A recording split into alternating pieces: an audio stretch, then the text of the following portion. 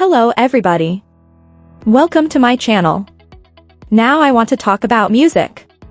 I want to talk about Chlöe Bailey's new music project with the producer Timbaland, called Resurrection. Now I am very proud of Chlöe. I feel like this is her best project yet.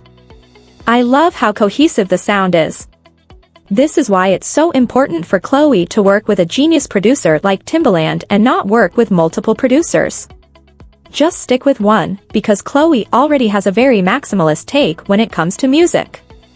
She has a lot of ideas.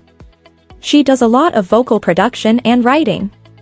So, all she needs is just one producer to kind of keep her sound sonically cohesive. And I think Timbaland did just that. I enjoyed the EP all the way through. Some of the songs that stuck out to me were World on Fire, Better Than She Can, Caught, Main Attraction, Priorities, Talking Dirty. I mean, to be honest, I like the whole thing. I like it. I'm so proud of Chlöe. I like the fact that she's taking it to another level. I do hope that her project with Timbaland gets acknowledged at the Grammys, in the same way that Victoria Monet's album, well, not her album, her EP, Jaguar, got acknowledged at the Grammys. I hope that this is the project that really gets Chlöe the acknowledgement that she deserves. Also, I kind of hope that this is a new era for Timbaland. I feel like Timbaland has worked with a lot of different artists over the years. He's had different eras, like he had his era with Aaliyah, Justin Timberlake, and Missy, of course, and Brandy, but now he's working with Chlöe, and I feel like he and Chlöe are a really good team. I want to see them do more music together. I want Timbaland to stop doing that AI stuff and continue working with genius artists. So, yeah, I really did like this project.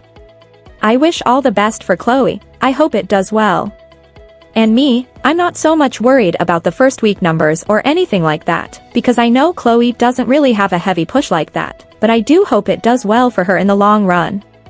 Now, I want to talk about A$AP Rocky and Rihanna.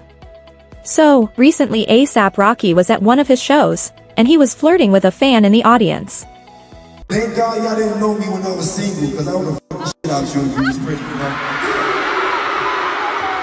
So, he was basically saying he would smash this fan if he was single. And mind you, Rihanna has been on tour with A$AP Rocky. So, I'm sure she heard this. It's just cringy and disrespectful for him to say. Even if he was thinking it, he didn't have to say it out loud. And I'm hoping that maybe him saying this was an intro to another song he was doing, but people are saying that he was directly flirting with someone in the audience, and he was also flirting with some other women.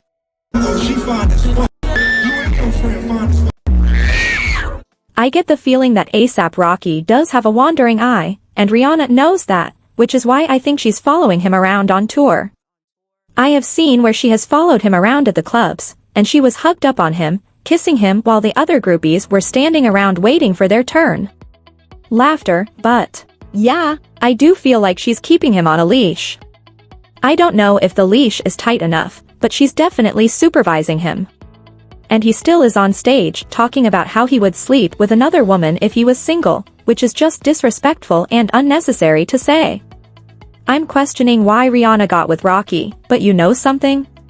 She's known him for a long time. She knows the type of man she's with, and she's okay with it. So, if she likes it, then that's her business. But the least A$AP Rocky could do is just not embarrass her. I mean, this is his partner, the mother of his 3 children. Rihanna has done a lot to boost A$AP Rocky. She had her lawyer keep him from going to jail. I mean, she's even taken a step back to support his career. So, I don't want to see him embarrass her like this at all. Now, moving on, I want to talk about the legendary music executive Clive Davis. He recently passed away at the age of 94. And a lot of people are conflicted about his passing. Now, he has played a role in the careers of a lot of different artists, from Whitney Houston to Alicia Keys to Jennifer Hudson, Kelly Clarkson, Aretha Franklin, Janis Joplin, Bruce Springsteen, and so forth and so on. Also, he has helped people get labels, like Babyface and L.A. Fareed. They got LaFace Records under Clive Davis, and they were able to boost the careers of artists like Toni Braxton, TLC, and Usher. And then Clive Davis also gave P. Diddy his own label called Bad Boy. And there has been some talk about what Diddy actually had to do to get that label, because he was quite young to be able to have a major label like that, especially since he hadn't been in the industry for that long. So, some people do wonder if he had to do something to get it. I don't know. Clive has helped a lot of careers, but also he has hurt some artists, too. I mean, there have been a lot of stories about him sidelining artists like Phyllis Hyman and Angie Stone. Kelly Clarkson was even bullied by him, too. And she had a very turbulent working relationship with him. And even India Ari came out and claimed that there are some horror stories about Clive Davis. She said, any dominant record label at which Clive Davis was at the top for 5 decades hurts lots of artists getting there. Mark my words. Watch what kind of archival interviews are about to come out. I would tell my story, too, but mine is minimal compared to what you're about to hear.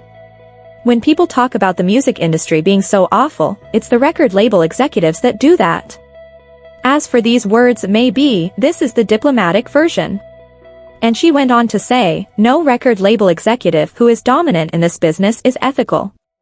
And Clive Davis has already shown that he's not ethical, especially when he continued his Grammys party the same night that his protege Whitney Houston passed away. He did it the same night and in the same building she passed away in. It was diabolical. Even Shaka Khan spoke out about it. I don't know what could motivate a person to have a party in a building where the person whose life he had influenced so enormously and whose life had been affected by her. So I don't understand how that party I had Clive Davis. That situation will never, ever, ever, ever, ever, ever sit right with me. Never. And also, it didn't sit right with me how he tried to act like he didn't know Diddy when Diddy was going through his downfall. I mean, there have been rumors that he groomed Diddy, allegedly. So, it was messed up to see him act like he didn't know who Diddy was, when more than likely he was a big reason why Diddy turned out the way he did. What? P. Diddy. Diddy. Puppy. The status. Yeah. What do you make of that situation? I'll have my desk in my room. All right. No comment from Clive Davis on P. Diddy. Mr. Davis, you were a major influence on the career of P. Diddy. Have you spoken to him since the federal raid? Yes. Have you spoken to Sean Combs?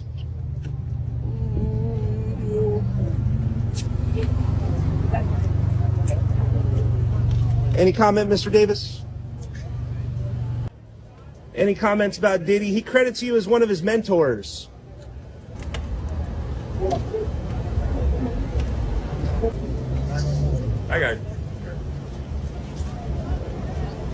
I got. He wanted no parts. He did not want to get exposed in any way. But now that he passed away, I do believe a lot of stories will come out, because he allegedly did a lot of dirt. And you can't do dirt in the dark and not expect it to come to light, you know.